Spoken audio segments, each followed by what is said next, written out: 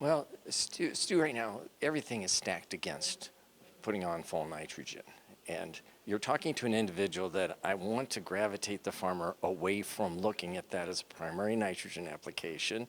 But with that said, the ground's frozen, and so we're going to have to get in the ground and close the trench. So even if they were to go out on frozen soil, they've got to close that up because we put on anhydrous ammonia as a liquid, but when it's not under pressure, it turns into a vapor, a gas, and we don't want to lose it. So being the most expensive input a farmer has, that's the last thing he wants to do is to put it on and then lose it.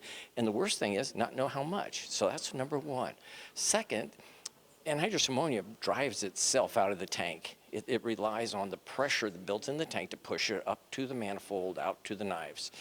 When we have cold temperatures, the pressure is lessened. And we have these large toolbars. So not only do we have to push it and we may not have the pressure, but even if we have the pressure as it changes throughout the day, is that going to vary the rate? And so that's a big question mark too.